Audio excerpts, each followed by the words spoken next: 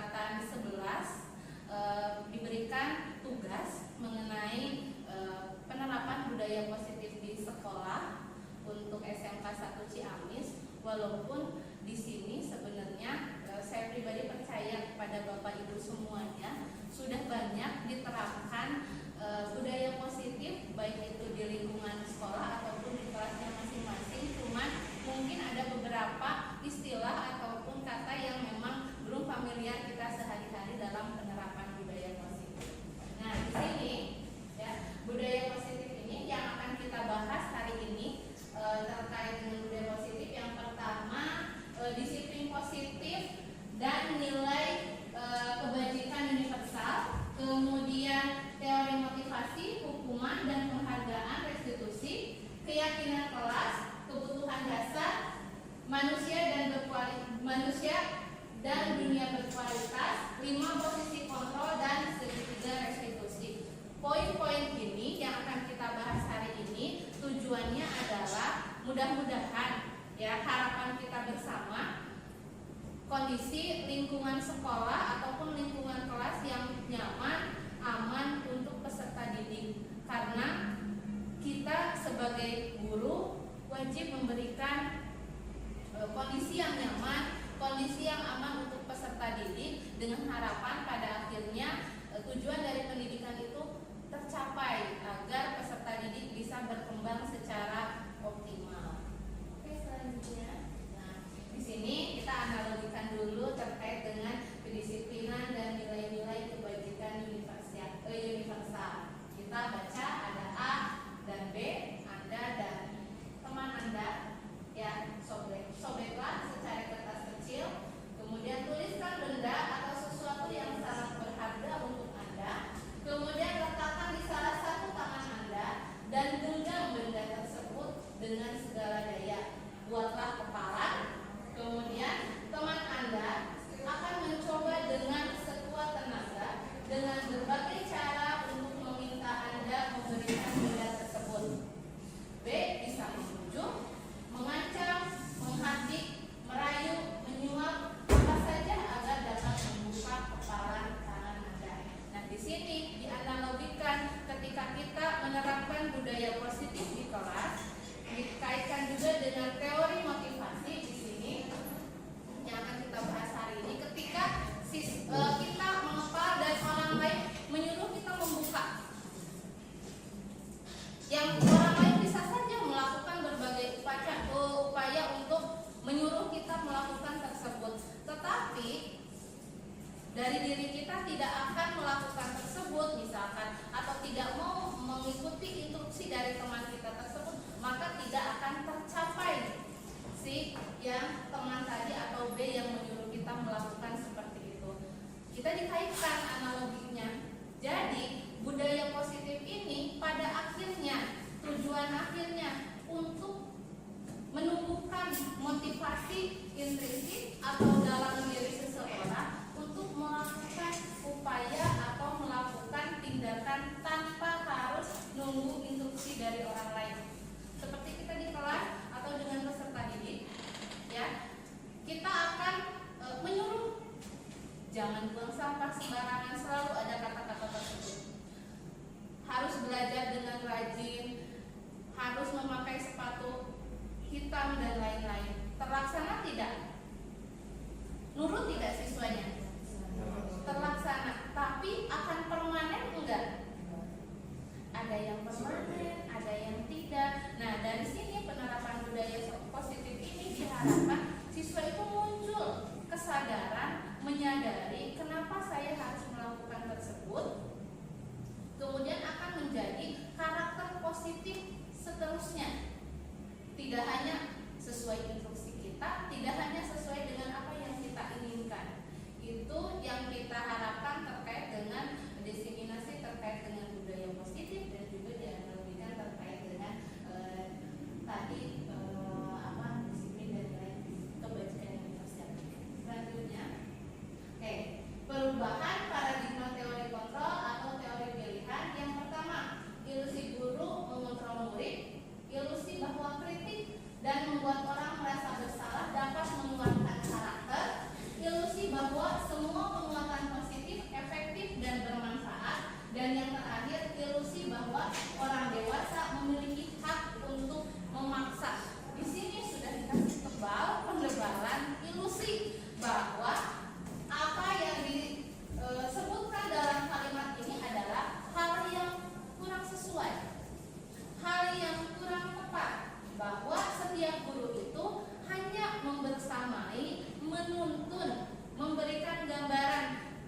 ada hak, tidak ada aturan untuk mengkotak-kotakan bahwa siswa tersebut sesuai dengan pemikiran guru tersebut.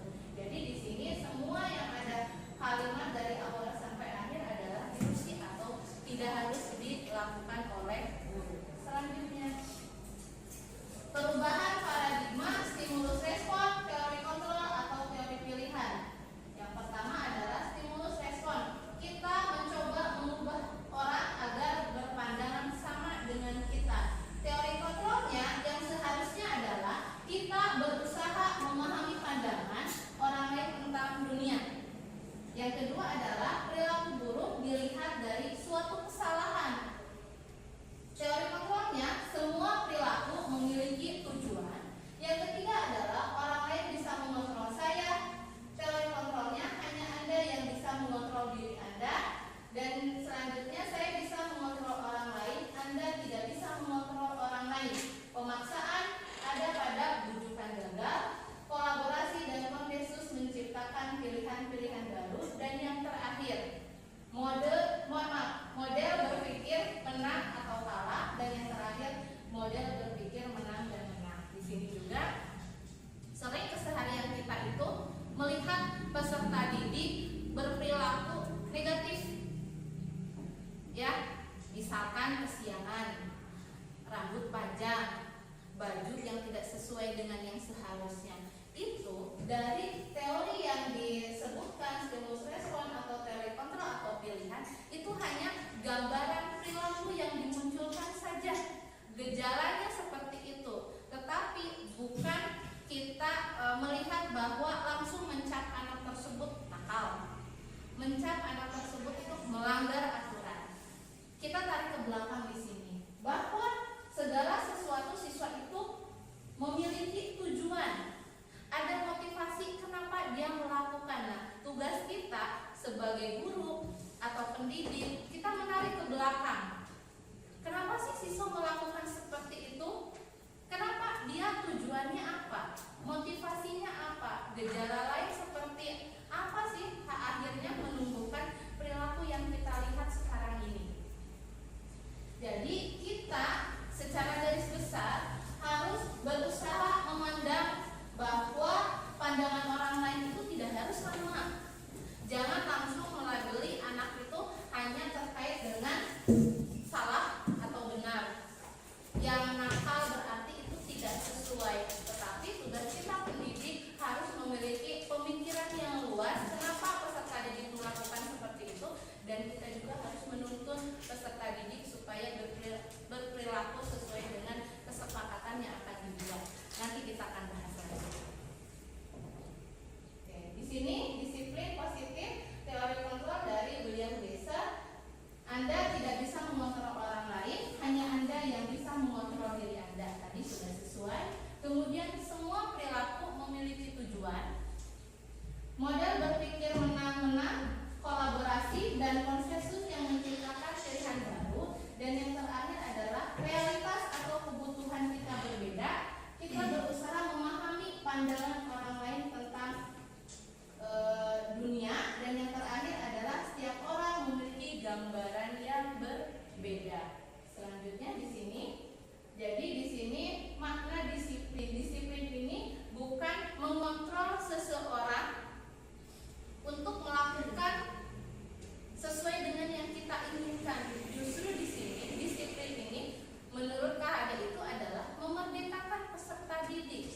Merdeka di sini itu bahwa setiap perilaku peserta didik harus berdasarkan motivasinya sendiri, harus dengan kesadaran sendiri, tanpa ada paksaan ataupun instruksi dari orang lain. Kemudian di sini, nah, yang paling idealnya adalah terkait dengan motivasi intrinsik dari dalam diri. Ya, ibarat kalau kita menyuruh terus menginstruksikan seseorang harus segala sesuatu, tadi sudah dibahas dulu, akan dilakukan, tetapi itu tidak akan permanen. Justru tugas kita itu menumbuhkan sampai kepada motivasi dalam dirinya, agar dia memiliki kesadaran penuh tanpa harus ada instruksi dari siapapun, dia akan melakukan hal tersebut. Dan yang terakhir nanti akan kita bahas terkait dengan keyakinan kelas, kemudian juga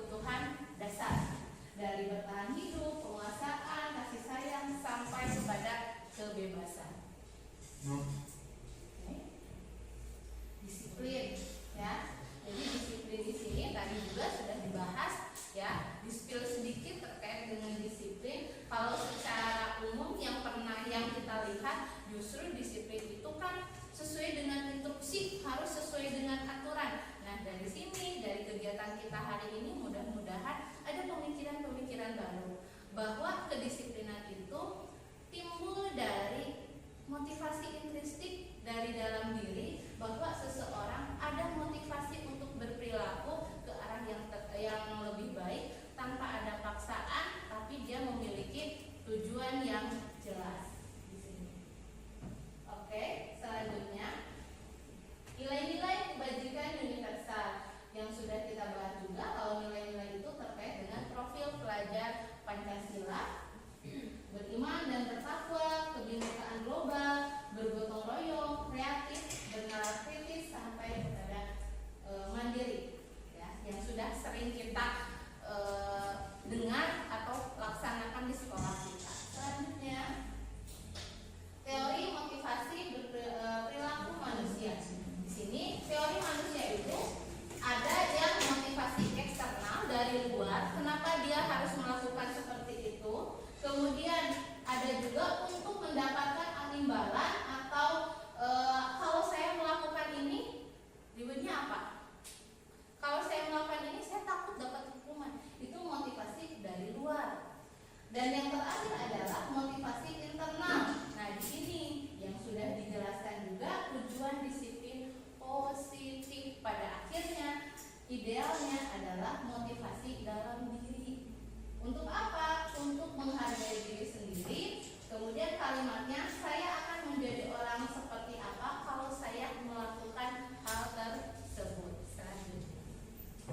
Nah, di sini juga menurut Pahlawan Pendidikan Ki Hajar Dewantara, merdeka itu artinya tidak hanya terlepas dari perintah, tetapi juga dapat membuat perintah itu untuk diri sendiri. Tadi juga sudah dibahas. Jadi sama saya ambil konsep dari Ki Hajar Dewantara, juga apa yang kita bahas yang akan kita terapkan kepada peserta didik. Jadi kita benar-benar menimbulkan motivasi intrinsik dari peserta didik tanpa nanti siswa tersebut takut dengan hukuman atau mendapatkan reward dari kita. Tapi kenapa saya melakukan itu? Untuk menghargai diri saya sendiri, tujuan akhir.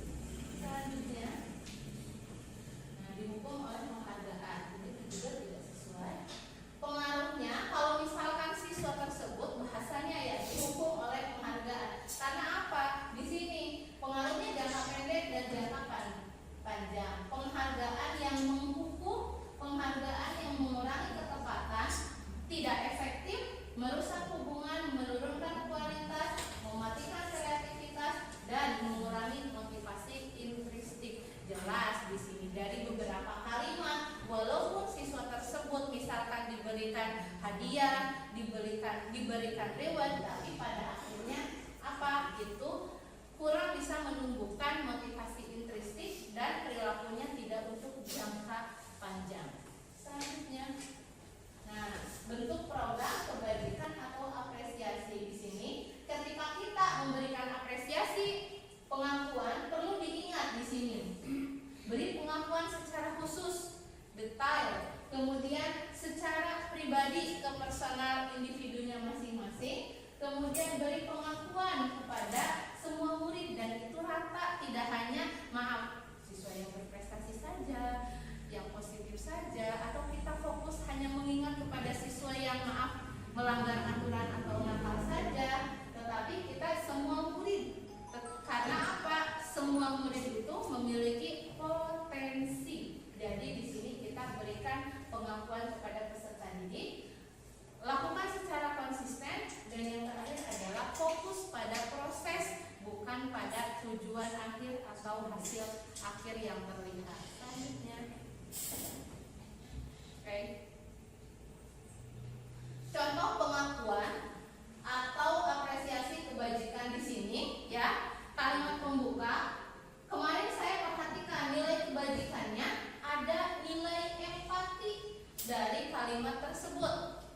Selanjutnya, situasinya kita lihat pada siswa tersebut menolong murid baru di kelas. Di sini dari kalimat yang kita sampaikan ada nilai kebajikan yang terkandung dalam kalimat tersebut, dan juga kita lihat situasi kondisi pada saat seperti apa siswa tersebut melakukan hal tersebut. Jadi nyata di sini. Contohnya saya menghargai. Ketika kita mengucapkan saya menghargai perilaku siswa tersebut, maka ada nilai-nilai kebajikan, bentuk kepedulian kepada orang lain. Dan yang terakhir, situasinya kita lihat pada saat kamu membantu tugas teman-temanmu di kelompok. Jadi kita perhatikan situasi ketika di kelas tersebut untuk mengapresiasi, memberikan kalimat-kalimat penghargaan kepada peserta didik. Jadi bukan hanya oh ya bagus atau lanjutkan, tetapi kalimat-kalimat yang mengandung nilai kebajikan kepada peserta didik tersebut. Selanjutnya, tinggalkan dulu di sini kita lihat, kita akan mulai membedakan terkait dengan hukuman atau konsekuensi. Apakah yang sudah kita laksanakan itu termasuknya hukuman atau konsekuensi sih? Yang pertama, mencatat 100 kali dalam buku kalimat saya tidak akan terlambat lagi karena terlambat ke sekolah. Itu hukuman atau konsekuensi? Hukuman. Yang kedua, lari mengelilingi lapangan basket 2 kali karena terlambat hadir di sekolah. Itu hukuman atau konsekuensi? Hukuman. Yang terakhir, murid diminta untuk push up 15 kali karena tidak menggunakan masker ke sekolah. Hukuman. Kemudian menggantikan kertas tugas teman yang telah dicoret-coret. Konsekuensi. Selanjutnya, membersihkan tumpahan air di meja tulis karena tersenggol pada saat belajar. Konsekuensi. Murid disuruh untuk mengenakan sepatu seharian di sekolah karena tidak mengenakan sepatu hitam. Hukuman atau konsekuensi? Hukuman. Kita pegang dulu nggak apa-apa. Oke, hukuman. Dan yang terakhir, lari mengelilingi lapangan basket 2 kali karena terlambat 10 menit untuk pelajaran PJOK. Konsekuensi. Oh, tidak apa-apa, ini bukan hanya benar atau salah. Konsekuensi. Nggak ada istilah di sini kan. Oke, selanjutnya. Oke. Nah, di sini betul atau tidak jawabannya? Ternyata mencatat 100 kali dalam buku kalimat itu termasuknya hukuman. Dan yang terakhir, tadi murid disuruh tidak mengenakan sepatu seharian, itu hukuman atau konsekuensi? Hukuman. Dan sebelum kita ke slide berikutnya, sudah terbaca atau terbayang kita perbedaan hukuman sama konsekuensi? Terbayang. Ada yang bisa memberikan, bolehlah masukan atau mungkin menurut kalian atau Bapak Ibu semua, hukuman atau konsekuensi apa? Satu kalimat saja.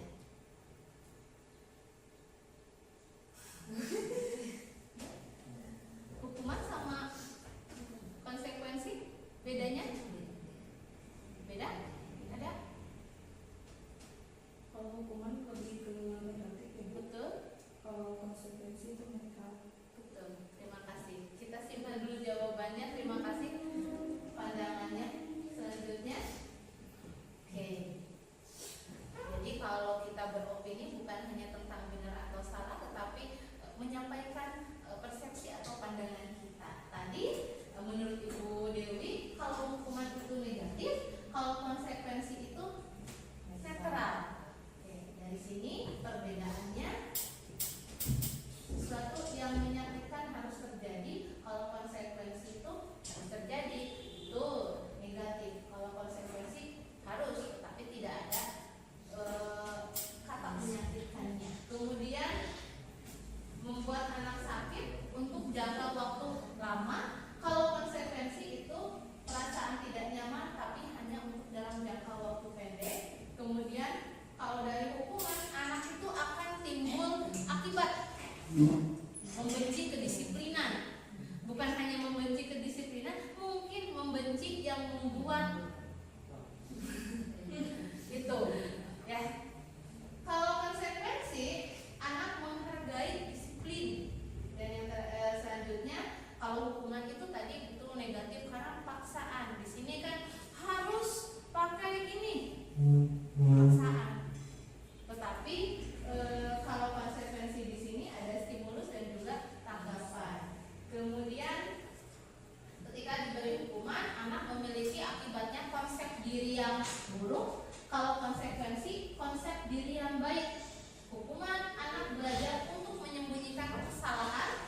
Kalau konsekuensi, anak belajar mematuhi aturan. Di sini, kalau kita juga sering kan, misalkan sering memberikan hukuman karena anak misalkan melanggar. Ketika dia akan melakukan lagi, dia akan menjadi sieun. Terus mendingan ulah katingali ke bapak ibu guru daripada akan dihukum. Tidak ada motivasi untuk berubah, tetapi menunjukkan perilaku baru. Boleh bohong, ya.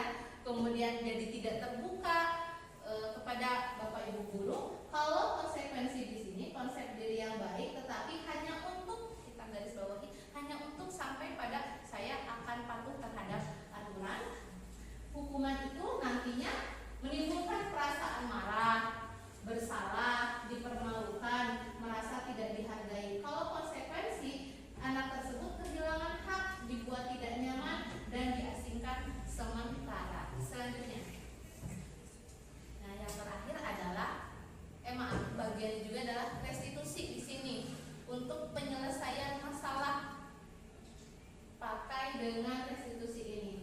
Kalau restitusi ini adalah proses menciptakan kondisi bagi murid untuk memperbaiki kesalahan. Jadi dari bahasan ini untuk restitusi ini kita keseharian melihat perilaku misalkan sering bersinggungan anak-anak yang melakukan perilaku negatif. Nah di sini dari restitusi ini adalah pola untuk menyelesaikan permasalahan dari si anak tersebut. Tujuannya bukan mengasingkan, bukan hukuman, tetapi buat mereka kembali kepada kelompok agar memiliki karakter yang lebih kuat. Tujuannya karakternya menjadi lebih baik. Kemudian restitusi juga merupakan proses kolaboratif yang mengajarkan murid untuk mencari solusi untuk masalah mereka. Jadi di tahap atau proses restitusi ini siswa tidak langsung harus kenapa kamu melakukan kesalahan dan harus merubah dari kesalahan tersebut. Justru dari restitusi ini idealnya kita tanya atau pahami dulu kenapa, apa kebutuhan yang tidak terpenuhi, kemudian alasan melakukan hal tersebut, dan juga rencana bagi peserta didik untuk perilaku baru yang lebih ideal memunculkan akhirnya apa, karakter baru yang positif. Selanjutnya, nah di sini tadi juga sambil kita bahas negatif kalau yang hukuman di sini betul. Jadi dari apa yang dilakukan oleh peserta didik ketika dia misalkan diberikan hukuman, maka muncullah identitas gagal di sini negatif. Tetapi ketika siswa berperilaku, kemudian dia menerapkan kedisiplinan, kemudian juga ada konsekuensi, maka itu netral, hanya sebatas tadi garis bawahi saja untuk mematuhi aturan saja, tidak ada istilah perilaku negatif, tetapi sebatas titik itu. Kalau restitusi ini positif, kenapa? Karena kita sudah membahas terkait dengan hukuman dan konsekuensi. Di sini restitusi di sini pilihan, kemudian juga menguatkan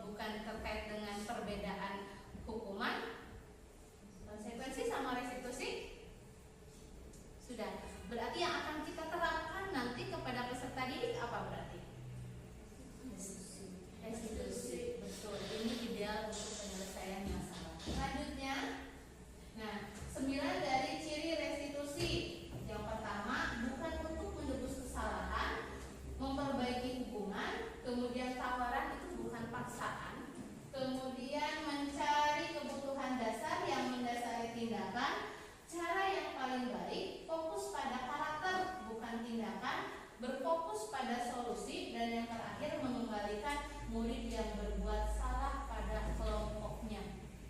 Jadi secara umum di sini ciri restitusi ini kita tidak mencari benar salah, menang kalah, kemudian juga kita tidak memaksa anak untuk berperilaku baik sesuai dengan tuntutan. Justru di sini restitusi ini adalah proses dari kita memunculkan tindakan baru, nanti akhirnya yang positif, tetapi si anak itu sampai kita mengantarkan bahwa peserta didik itu sadar, timbul motivasi dalam diri untuk menyadari apa yang dia lakukan, kemudian juga fokusnya pada solusi, tidak membahas terkait dengan permasalahan, kemudian kita gali, penuhi kebutuhan peserta didik, dan yang terakhir adalah mengembalikan kelompok atau orang-orang yang terkait tersebut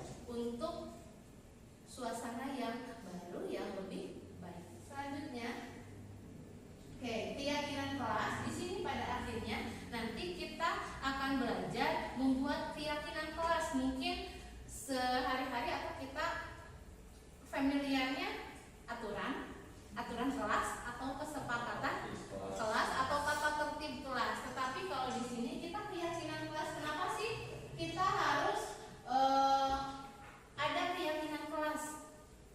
Perlu tidak ada keyakinan kelas sebelum memulai pembelajaran? Betul. Sebelum kita ke materi, sebelum kita mengenali peserta didik, tetapi kita harus buat dulu komitmen. Kalau komitmen bukan hanya kita dengan siswa kita yang membuat, tetapi kalau keyakinan kelas di sini adalah kolaborasi. Apa yang akan kalian lakukan disepakati oleh bersama dan diketahui oleh guru. Nah, di sini analoginya gini. Kenapa kita harus pakai helm untuk mengendarai roda 2? Tentunya untuk keselamatan. Di sini, kenapa kita harus 3M sih pada waktu kita dulu COVID? Kesehatan, betul. Nah, juga nanti ketika kita di kelas, kenapa munculkan pemikiran-pemikiran kepada peserta didik? Kenapa sih kita harus buat keyakinan kelas? Di sini hampir sama, bahwa untuk menimbulkan kondisi atau atmosfer di kelas yang nyaman. Kalau kondisinya sudah nyaman, peserta didik sudah sepakat dengan keyakinan kelas, pasti tujuan pembelajaran akan jauh lebih efektif. Karena anak akan mengingat apa yang harus dilakukan dan tidak. Kenapa harus melakukan? Kenapa saya tidak boleh melakukan?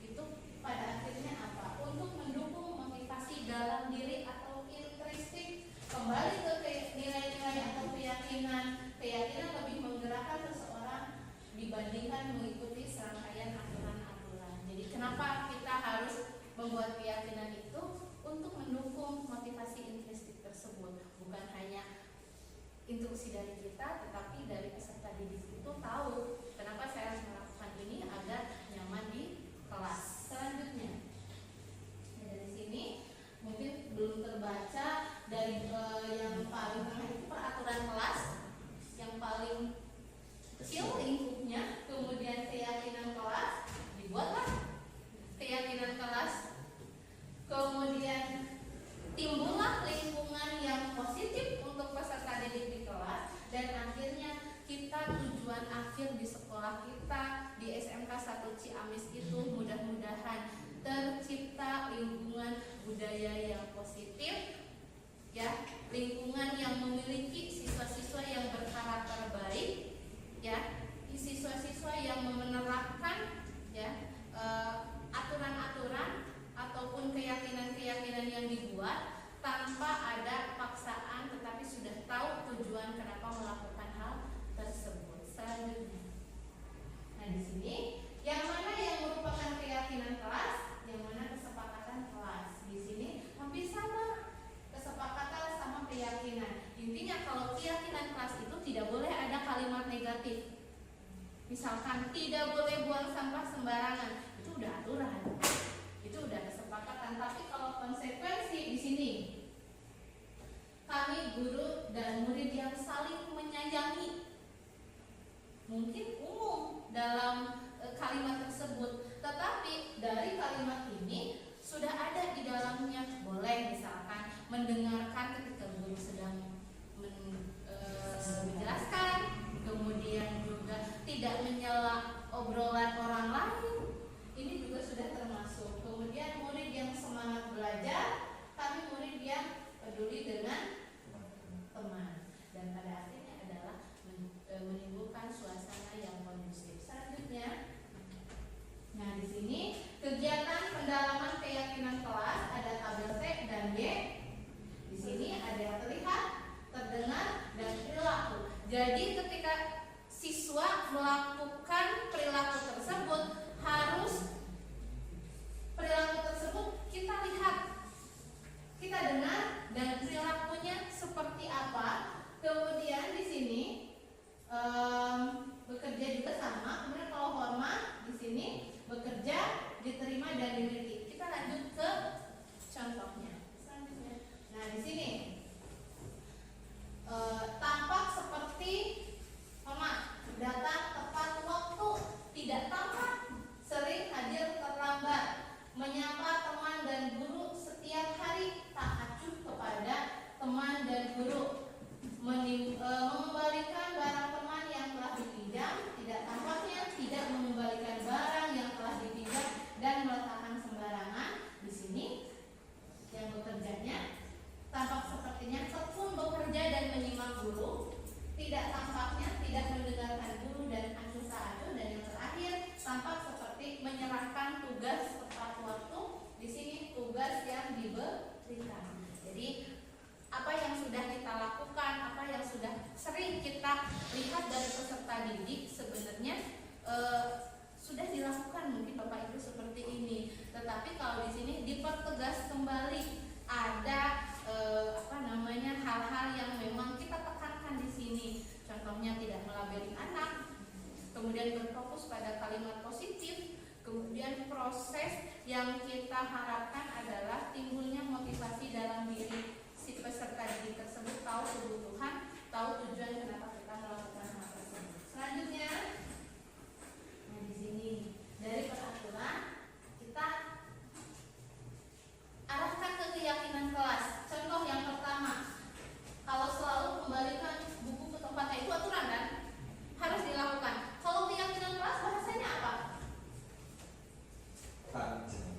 Betul, di sini keyakinan kelas atau nilai kebajikan apa yang kita lihat dari kalimat ini. Yang pertama apa? Nilainya tanggung jawab. Yang kedua, dilarang mengganggu orang lain. Menghargai orang lain. Menghargai, kedisiplinan masuk tidak? Enggak. Hanya menghargai. Menghargai orang lain. Yang kedua, hadir di sekolah 15 menit sebelum pembelajaran dimulai. Disiplin. Komitmen. Dua ya. Selanjutnya, dilarang melakukan kekerasan. Menghargai orang lain. Dilarang menggunakan narkoba. Kesehatan. Jadi nilai-nilai yang kita lihat dari aturan di sini. Kemudian bergantian atau menunggu giliran. Disiplin. Menghargai orang lain. Gunakan masker. Kesehatan. Jangan berlari di kelas atau koridor. Keselamatan. Jadi yang tersirat dari kalimat tersebut itu nilai-nilainya apa sih? Tadi sudah dijelaskan juga. Selanjutnya, nah di sini betul ya, ada nilai-nilai kebajikan dari keyakinan kelas tersebut, dari tanggung jawab, menghormati, kesehatan, kemudian keselamatan dan keamanan. Selanjutnya, nah di sini kebutuhan dasar manusia yang sudah dibahas tadi juga, belum dirinci. 5 kebutuhan dasar manusia. Nah di sini kaitannya dengan peserta didik. Ketika peserta didik melakukan perilaku, boleh itu positif, umumnya mungkin yang sering kita lihat itu negatif. Berarti ketika peserta didik melakukan hal-hal negatif tersebut, Berarti ada kebutuhan dasar yang harus dipenuhi. Kasih sayang atau rasa diterima, penguasaan, kesenangan, bertahan hidup atau kebebasan. Misalkan di kelas si anak itu melakukan misalkan ngeganggu babaturan anak, ayo wae, ya misalkan ngambil barang, apa lagi, atau misalkan pinjam tapi tidak dikembalikan. Berarti dia itu kebutuhan dasar manusia yang harus dipenuhinya apa? Ketika misalkan siswa tersebut mengambil barang milik orang lain, kesenangan bisa. Karena apa? Dia membutuhkan misalkan teman untuk berbagi, dia butuh teman. Jadi yang gejalanya yang dilihat itu perilakunya negatif, tetapi ada kebutuhan-kebutuhan yang harus dipenuhi. Selanjutnya, nah di sini ada 5 posisi kontrol, ada penghukum, ada pembuat orang merasa bersalah dari segitiga restitusi, ada 5 posisi kontrol ini. Kemudian teman, pemantau atau manajer. Nah di sini kita seringnya di posisi mana? Kalau yang misalkan menghindari hukuman si penghukum, misalkan guru, sering kita kan dengar misalkan kalau kamu tidak melakukan, awas ya nanti. Itu adalah posisi kontrol guru sebagai penghukum. Tapi kalau yang membuat orang merasa bersalah, kamu seharusnya kamu sudah tahu ibu lelah sekali, ibu ges capek. Itu adalah si pembuat orang merasa bersalah atau siswa yang menjadi salah. Kalau teman di sini, misalkan guru, ayo kamu lakukan ini demi ibu, atau masa kamu tidak mau, ingat ibu pernah bantu apa, memposisikan kita sebagai teman. Kalau pemantau, kita mengingatkan langsung, coba apa peraturannya, coba kamu harus melakukan apa. Dan idealnya guru adalah sebagai manajer di sini, mengajukan pertanyaan. Tidak lebih banyak kita menyimpulkan, justru lebih banyak kita memberikan pertanyaan kepada peserta didik. Dan yang selanjutnya adalah apa yang kita yakini, mengingatkan, memflashback apa yang sudah komitmen dibuat, mengingatkan tetapi tidak mengharuskan. Kemudian menguatkan pribadi, menghargai, kemudian menerima peserta didik apa adanya. Murid meletakkan dirinya sebagai individu yang positif dalam dunia berkualitas. Tadi juga sudah dibahas. Menguatkan pribadi bahwa peserta didik itu boleh melakukan salah, tetapi salah tersebut harus dijadikan pembelajaran. Bukan berarti kamu salah selamanya salah, bukan berarti kamu salah posisi yang sangat tidak layak, saya lebih baik atau peserta didik lebih baik, tidak. Tetapi menghargai bahwa dia proses dalam pembelajaran, kemudian mengevaluasi diri dan bagaimana cara memperbaikinya. Kita olah, kita gali bagaimana siswa tersebut selanjutnya memiliki rencana perilaku baru. Itu dari posisi manajer. Ketika menerapkan segitiga restitusi, bahwa guru itu harus sebagai manajer, bukan kita yang memaksa, bukan kita yang memantau, bukan juga kita yang membuat siswa itu merasa bersalah karena melakukan kesalahan. Justru kita yang menguatkan, ya, potensi-potensi yang dalam diri dikembangkan lagi, belajar dari permasalahannya sehingga potensi-potensi tersebut dia gunakan untuk perubahan sikap perilaku yang lebih baik. Selanjutnya, nah di sini kita tadi sudah bahas 5 posisi kontrol itu dari si pembuat merasa bersalah, penghukum, teman, manajer, ya. Nah ini di sini kita lihat. Yang pertama, saya kecewa sekali dengan kamu. Posisi kontrolnya apa? Pembuat merasa bersalah. Pembuat merasa bersalah.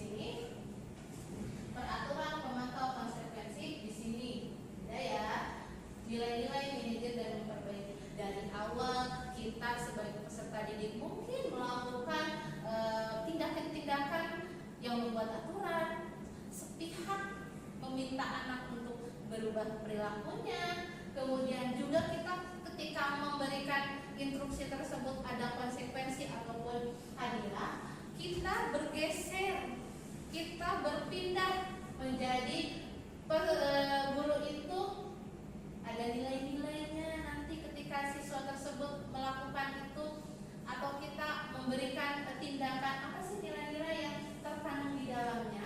Kemudian memposisikan kita itu sebagai manajer, bukan penghukum, bukan pemantau, membuat merasa bersalah, dan juga adalah tujuan akhirnya adalah perbaikan, memperbaiki perilaku peserta didik, bukan hanya fokus pada kesalahan. Oke, selanjutnya, nah dan tadi dibahas juga terkait dengan segitiga restitusi. Harus diterapkan nggak semuanya? Harus. Kalau tidak berarti bukan segitiga. Ya. Ini yang pertama validasi kebutuhan, kemudian juga menstabilkan identitas. Yang kedua, ya validasi kebutuhan. Yang terakhir adalah menanyakan keyakinan. Dari ketiga tersebut itu harus dilakukan. Ya, di sini validasi kebutuhan. Ya, contohnya apa? Ketika siswa melakukan tersebut, kamu punya alasan mengapa melakukan tersebut. Kita gali alasan-alasan siswa tersebut melakukan hal tersebut. Kemudian kita gali juga cari cara yang efektif untuk mendapatkan apa yang kamu butuhkan. Kemudian menanyakan keyakinan. Di sini karena sudah dibuat keyakinan, kemudian siswa tersebut misalkan suatu saat itu melanggar dari nilai-nilai keyakinan tersebut, kita ingatkan kembali apa sih yang dilanggar dari keyakinan-keyakinan yang dibuat bersama. Kemudian kita ingatkan lagi, kamu ingin menjadi pribadi atau perilaku yang seperti apa, ya. Kemudian di sini kita bukan memaklumi, ya, belajar empati, belajar memposisikan. Di sini setiap orang itu pasti pernah melakukan kesalahan, ya. Dan yang terakhir adalah kamu bukan satu-satunya yang melakukannya. Jadi segitiga restitusi ini adalah rumus, ya, beberapa nanti kalimat-kalimat untuk proses penyelesaian masalah siswa. Di sini juga dari alasan kenapa, cari cara yang efektif, kemudian kita mengingatkan nilai-nilai yang sudah disepakati, sampai yang terakhir adalah kita ada proses empati kepada peserta didik, ya. Karena kita posisinya yang idealnya sebagai manajer. Selanjutnya, nah di sini contoh menstabilkan identitas ketika proses penyelesaian masalah dalam posisi segitiga restitusi. Sini guru berkata, berbuat salah itu adalah hal yang manusiawi. Jadi si anak merasa besar hati, oh nyanya bukan saya yang salah selalu, saya ada kesempatan untuk memperbaiki diri karena ada penghargaan dari kita guru sebagai manajer. Kemudian tidak ada manusia yang sempurna, bapak ibu juga buat salah, mungkin nanti suatu saat atau ke belakang. Di sini sampai apakah kamu bisa bersikap baik pada dirimu sendiri. Jadi lebih banyak pertanyaan, bukan harus menjudgment kepada peserta didik tersebut. Selanjutnya, validasi kebutuhan. Ketika kita melakukan validasi kebutuhan di sini, ya, pada dasarnya tindakan manusia itu ada tujuannya, ya, untuk memenuhi kebutuhan dasar, apakah itu tadi kekuatan, kebebasan, cinta dan kasih sayang, kesenangan, dan lain-lain. Di sini guru berkata, kamu bisa saja melakukan hal yang lebih buruk, tapi kamu tidak melakukannya. Jadi dari kalimat-kalimat ini mungkin tidak bisa saya sebutkan satu-satu karena banyak. Di sini garis besarnya adalah yang pertama selalu kalimat positif. Yang kedua, menghargai peserta didik sebagai individu yang tumbuh, pembelajar, berkembang. Kemudian di sini menggali ide-ide potensi anak untuk dia merencanakan sendiri proses perilaku selanjutnya yang lebih baik. Tidak kita harus paksa. Selanjutnya, nah di sini menanyakan keyakinan. Di sini dari proses menanyakan keyakinan di sini adalah mengingatkan kembali juga tadi terkait dengan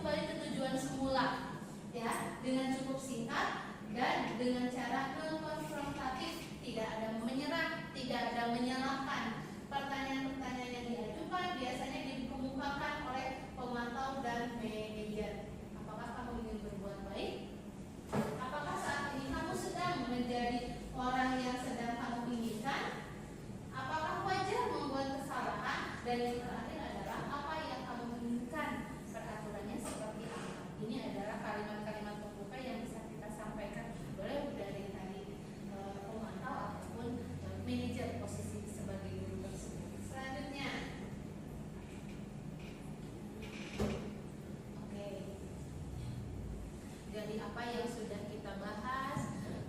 Sebelumnya juga mungkin tadi maaf terlewat, saya pribadi mengucapkan banyak terima kasih kepada pembina PKS yang sudah meluangkan waktunya. Mudah-mudahan kegiatan ini menjadi kolaborasi awal kita ya sebagai pendidik, rekan kerja untuk membangun budaya positif di lingkungan sekolah, lingkungan terkecilnya, lingkungan kelas. Dan juga saya haturkan terima kasih juga kepada Bapak Ibu wali kelas, khususnya kelas 10 yang sudah menyempatkan hadir kegiatan kita hari ini. Bukan hanya semata-mata saya menjelaskan, saya lebih tahu, saya lebih bisa, tetapi ayo kita sama-sama, ayo kita bikin suasana kelas ataupun nanti di lingkungan sekolah kita itu tercipta karakter-karakter baru yang positif, menimbulkan motivasi dalam diri peserta didik untuk berperilaku baik. Pada akhirnya tujuan dari visi sekolah kita ya berkarakter baik dan juga memiliki kemandirian peserta didik, kita sokong bareng-bareng, kita kerjasama bareng-bareng, karena tidak mungkin sekolah yang baik itu hanya dibebankan kepada kepala sekolah atau tim-tim tertentu. Oke, dari sini hal baru yang mengubah paradigma saya. Oke, boleh dari pertanyaan-pertanyaan ini? Boleh ada yang berpendapat? Silakan. Dari kegiatan kita hari ini. Boleh, tidak harus 1, 2, 3. Boleh saya nomor 3 dulu. Apa sih yang kita dapatkan hari ini? Boleh, silakan.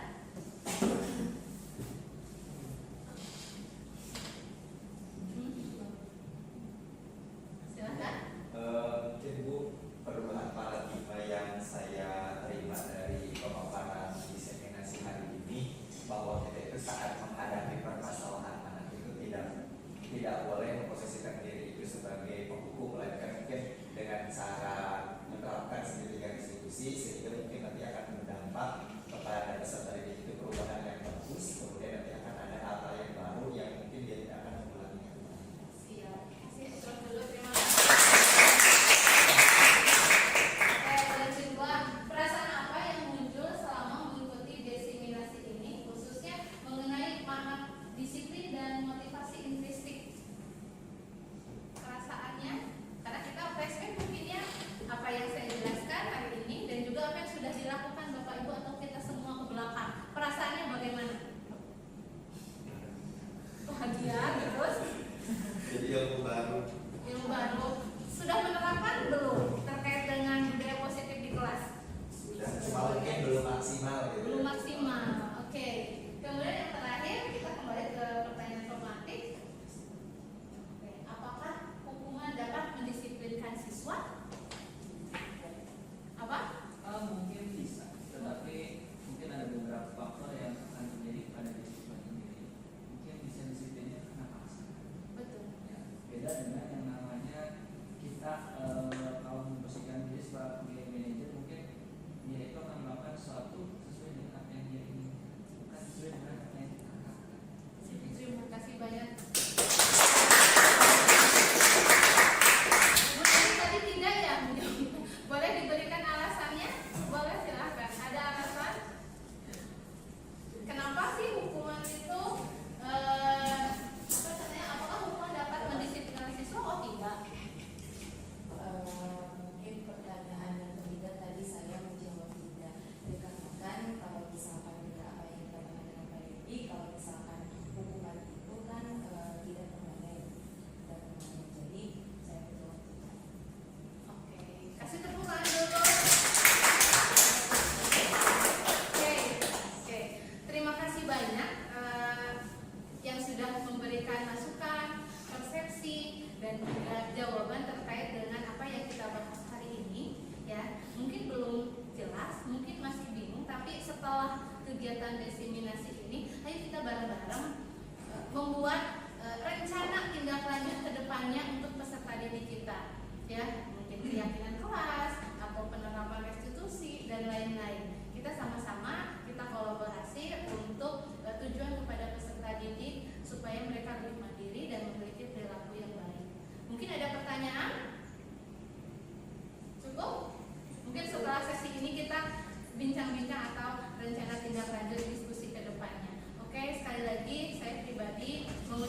banyak terima kasih kepada Bapak Ibu semuanya. Mohon maaf kalau ada salah-salah kata. Terima kasih. Assalamualaikum warahmatullahi wabarakatuh.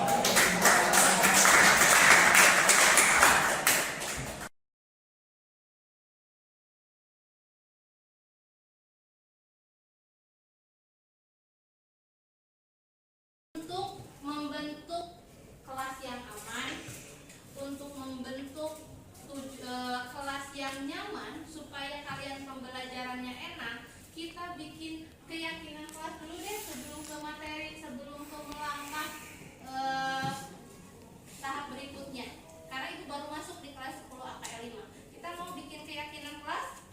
Mau. Kalau biasanya aturan kelas, tapi kita bikin keyakinan kelas yang buat kalian sendiri, sepakati kalian sendiri, dan yang menjalankan kalian sendiri tanpa ada paksaan dari siapapun. Siap? Oke, Ibu minta satu orang ke depan, silahkan sini. Bantu Ibu file ini. Lihat. Sok sini dulu. Oke, sama satu orang sekretaris yang menulis. Bebas.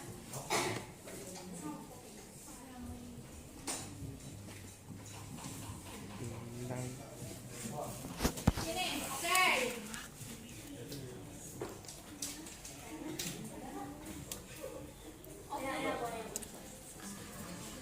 Open dulu.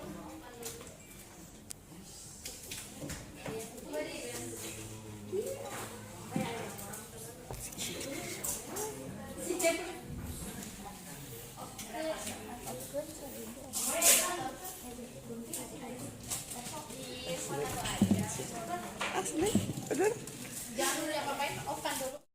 Keyakinan kelas di sini, tapi masukan dari semua siswa di sini. Apa yang akan kita sepakati? Yang pertama terkait dengan keyakinan kelas di sini. Keyakinan kelas. Apa contohnya? Misalkan buang sampah pada tempatnya. Kalimat positif tidak boleh, kalimat negatif tidak boleh diawali tidak. Apa? Buka sepatu. Tulis membuka sepatu masuk Kelas. kelas. Yang kedua,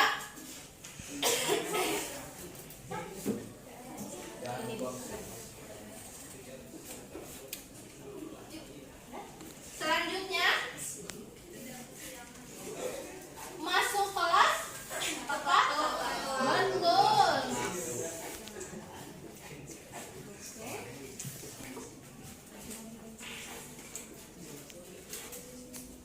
Membuka sepatu.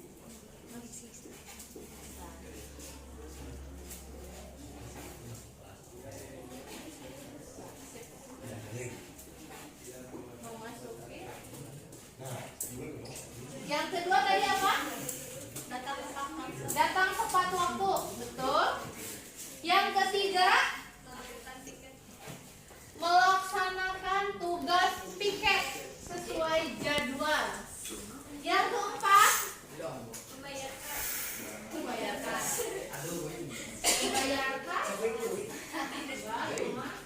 Ini terkait dengan pembelajaran tadi. Tidak boleh. Oke, mendengarkan guru pada saat pembelajaran. Oke.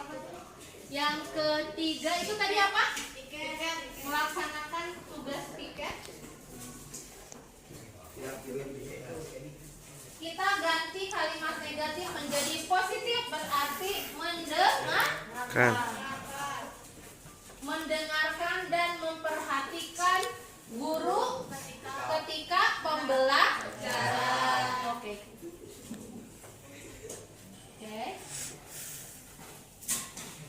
Berarti kalau di sini mendengarkan guru dan memperhatikan guru, berarti tidak ada yang berbicara pada saat guru menjelaskan. Oke, selanjutnya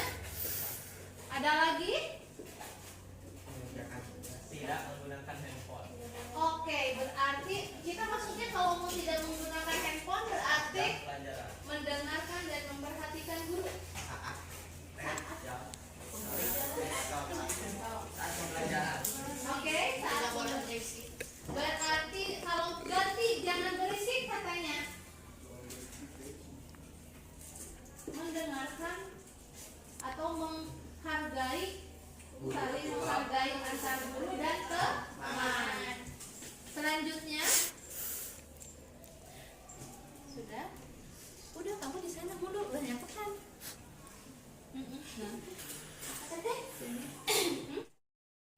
Selanjutnya, ada lagi yang keenam? Ada yang keenam? Sudah cukup?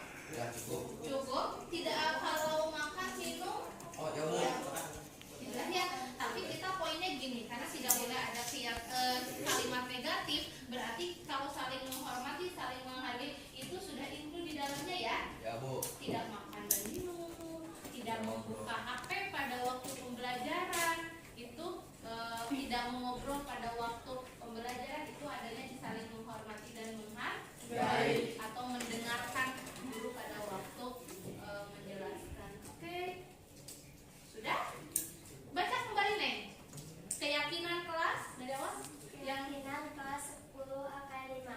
1. Membuka sepatu ketika masuk di kelas. 2. Datang tepat waktu. 3. Melaksanakan tugas piket. 4. Mendengarkan atau memperhatikan guru saat pembelajaran. 5. Saling menghormati atau menghargai antar teman atau guru. Oke. Semuanya sepakat? Sepakat. Sepakat? Sepakat. Mau melaksanakan keyakinan kelas hari ini? Mau. Bukan hanya pas bagian ibu, tetapi juga dilaksanakan dengan pembelajaran yang lainnya. Siap? Siap. Oke, terima kasih.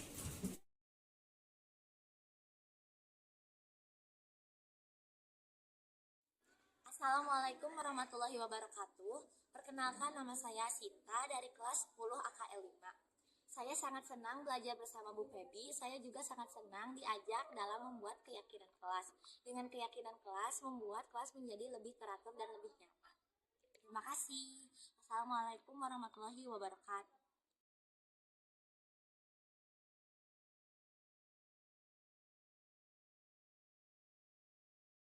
Bismillahirrahmanirrahim. Assalamualaikum. Saya Kepala SMK Negeri 1 Ciamis memberikan dukungan penuh kepada CGP Angkatan 11 dalam melaksanakan salah satu tugas dalam rangkaian program pendidikan guru penggerak, yaitu diseminasi budaya positif. Mudah-mudahan dengan program diseminasi positif ini bisa memberikan dampak baik kepada proses pembelajaran di sekolah yang berpihak pada murid.